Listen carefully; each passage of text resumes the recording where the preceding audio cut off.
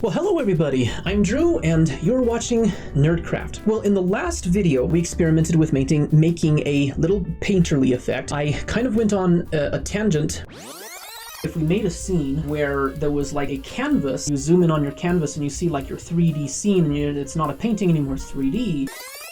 And I thought, well, maybe I can do that. It can just be another video, so this is that video. I wanted to do this specifically because of another feature that I have also been experimenting with, the ray portal node. You can have one object and you can use another object, and the light that's coming through that object can come through your first object so that it looks like a portal. And you can do all sorts of things with this. I've experimented with making the TARDIS from Doctor Who, so it's this little thing, but it looks bigger on the inside, something similar to like a Monsters Inc. door where there's a different environment on the inside that doesn't look like it fits there. I've been wanting to make a video where I develop some features that makes it easier to use the ray portal node, so I decided I'll do that in this video. So the goal for this video will be, we'll make a scene with a little painting easel and the camera perhaps going around it, and there's a painting on the canvas, but that painting is 3D. It looks like a painting, it has brush strokes and everything, so I'll probably be reusing some of the stuff that I made in that last video. I'm just gonna start with my default scene, flip the normals, that way the normals are facing the inside, turn on back face culling so that we can see the inside of our room here. A little taller, turn on X-ray mode so I can actually select stuff a little bigger. How do I want to do the easel? Easels are so complicated. I actually have an easel that someone gave me and I was looking at it and there's so many parts to it, but I found a reference that is kind of an easier design, so I'm gonna try that one. And I'm going to bring these up like this and I'm going to scale them in. How high is that? How high do we want our, maybe it's a sitting down easel, so let's make this, what is that? Add a skin modifier, and oh, that's a problem with this though. Is there a way to orientate this? Maybe if yeah, and I'll just have to rotate it later. Control A? Control A, Control A. Duplicate these, make a face out of them, move them up. Control A on the Y, make that bigger so we have a little tray. I am not really a painter, so I don't know what painting easels look like, although I want to be a painter and I have painted, but I need to get into that. And that should work. Rotate it on the X, and then I'm going to add a material. Make this a kind of light wood. I'll have a window back here. How about that? Let's put a window here. This over like that. Whoa, I didn't want the whole room to be the size of the window. Try that again, and that should be good.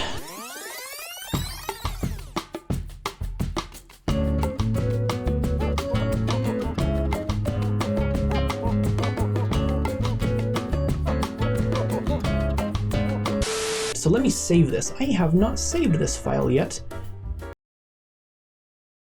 And it crashed.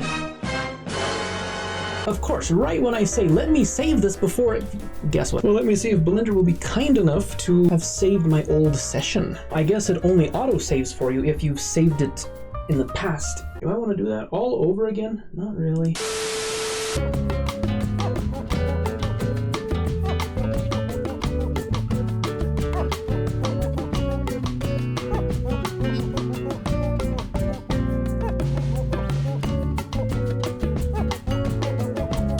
Alright then, so I have set up my little scene here, and now what I'm going to do is add a camera and give us a nice little animation. Oh, I already had a camera. I don't know why I added a new camera. I already have one here. About here, maybe. I am going to also add an empty, parent the camera to the empty, just so that I don't have to worry about actually animating anything. I am going to go to the Z rotation of the empty, and I'm going to type in a little driver of my own. We're going to go frame times pi divided by 180. Yeah, that makes it to where the camera rotates 1 degree every frame, but we might change that later. I might want to mess with the angle, like looking up. Yeah, I'm gonna go with that. I'm gonna go with that. Maybe that. Or I can just keep adjusting this all day, and I should save my file again unless Blender decides to crash exactly at that moment like it did last time. Nice. So I'm going to duplicate this canvas object so that we can set up our portal, and I'm going to move this underneath. I want it to look like a painting of Suzanne, like there's a little box that her little monkey head is inside of. Add a cube, delete the front face so that the sunlight can come through, flip the normals on this so that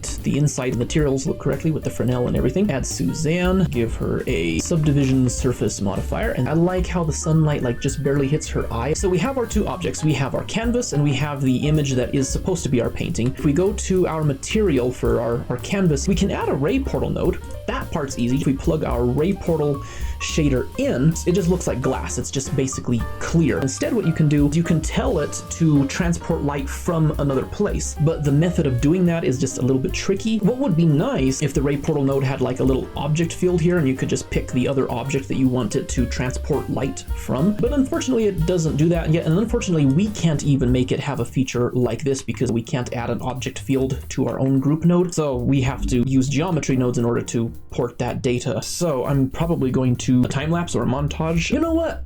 I'm not even going to do that. I have it here. Maybe I can just copy it over. So let's import the portal thing, add a new geometry nodes. Let's add this. Let's make it portal. There. Okay, so this is the mess to save the location data of the target object that we're transmitting light to or from. It's all technical and complicated, but this makes it easy. So all I have to do is click this eyedropper and select the box there. And now we have to go to the shader site. This is the little thing that I brought from my other file, which has this Ray Portal node inside of that, so we don't need that. And this is what that looks like inside. This uses all of the location data stuff from geometry nodes. As long as we have this modifier, this little shader should just work. Yeah, nice. That's cool.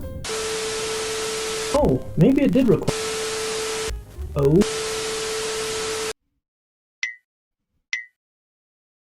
Unfortunately, I accidentally hit a key on the keyboard and the recording stopped. I finished the whole thing and then I realized that the last 20 minutes it wasn't recording, so the only thing that I am not going to do over again is, you see I have a border where the brush strokes kind of come over the canvas. I just set up a bunch of stuff to do that procedurally. If you really want to know what's happening, well, here, this is what I did. I'm not going to do that over again. The rest of it I will do over again because it's easy enough. We need to take Suzanne here and make her look like a painting. All I'm going to do is import the nodes that we used in the last video, and I have made a few improvements to them since I posted that video. I want these two, so I have my compositor here, add my brush stroke node, and then on the inside I'm going to mute these ones because I would rather do this in the materials, which I will do if I select Suzanne. So let me add my other node, that way I can make the changes that I want to make to it. Add a vector math node, subtract 0.5, and one more fix that I discovered, which took me a long time to figure out what was wrong. Instead of using the normal from this texture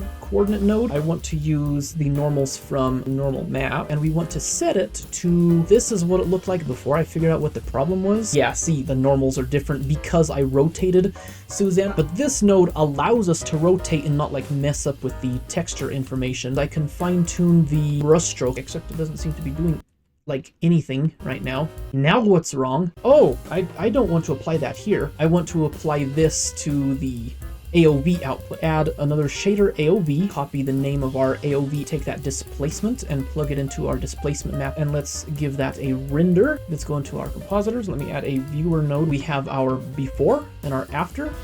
Yeah, you see how it kind of warps before, after. If anyone is wanting to copy this thing that I made, then you're going to want to add a couple of new nodes to it, because I had a hole in the back of my canvas, so I added these two nodes. So this is what that looks like now. One other thing that I did want to do, if you see the painting from the right angles, like you see a little bit of glare and shine from the light, like as if it's actually a painting and not like just a hole. Copy the principled shader that I have down here, turn it completely black, go to our portal, create an add shader, and I'm going to add this to that, turn the roughness down because paint is rather shiny. See, it kind of catches some light sometimes. Add kind of a bump map, plug the noise texture that I used for making the paintbrush strokes, plug that into the height of my bump map. Make the distance very, very small, 1 millimeter, probably even less than that. I'll just add a few final touches to this and then we'll see a final product. But before that, I just want to remind everybody, in January, we will be doing a daily art prompt for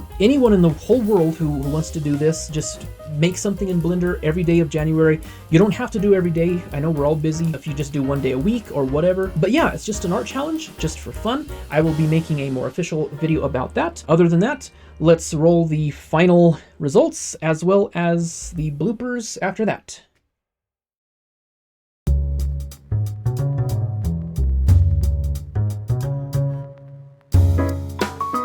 As you can see, I added a lot more detail to the canvas, along with some other details that you can't actually see from this angle, like a completely procedural wood floor. If you would like to download this file, or if you would just like to support me at all, you may do so for just a few dollars on my Patreon. Whoops, move this one up. Good grief, what am I doing? Oh, I don't know how that happened. It's too many keyboard things. I have a metric ruler because I think metric meters and centimeters are better than feet and inches. Wait a minute. What did I just with the cube? I said the cube. I said the cube. There, that's what I want. If we render this, let's see what that looks like. It looks like absolutely nothing because can I see that material preview? Does it show the sun lamp? No? Okay. See, why is this not? Oh, because I have my timeline taking up the whole space there. Let me just, boy, I really did not mean to do that. Collapse that. Let me bring this over, switch these around. However, I still want my info. Ah! Oh, that's not what I meant. Try that again. It's here. Ah, I keep doing that. Never mind. Fine. It's fine. It's fine. No, it's not. What am I doing? Okay, this. This is what I'm doing. And before I forget, I'm gonna save it right away. Oh, I need to bring up my reference again, although I don't know if I need to. I've already made this once, so I guess I can remember how I did it the first time. I don't need to look up a reference. Like so, I am using a British accent, I just noticed. Because why not? And I'm saving it again every 5 seconds. Hello? We'll rotate. If I can even speak correctly without sounding like Scooby-Doo. There we are. It was there. It was there. Rotate the sun. Isn't it grand? The power that 3D artists have. We can even move the sun. Maybe that's where it does need to be. Yeah. Oops, I hit the microphone. There goes my alarm telling me to go to bed again. Unparent that from our easel. Easel, I don't know how it's supposed to be said. Never thought about that before. So in order to do that, and I am speaking in my English accent again for some reason, that's going to be a little bit of a difficult. I keep looking over here at my other screen when the camera's over here. It's just a little, like computers are supposed to be, I guess. For me, I want a goodie. I want a Reese's peanut butter cups, but unfortunately I ate all of the ones I had in the refrigerator. So I've actually recorded this 3 times, but actually like 3 half times. Well, 1 and 2 half times. If there are any bloopers, which, yeah, well, who am I kidding? I'm sure there's plenty of bloopers.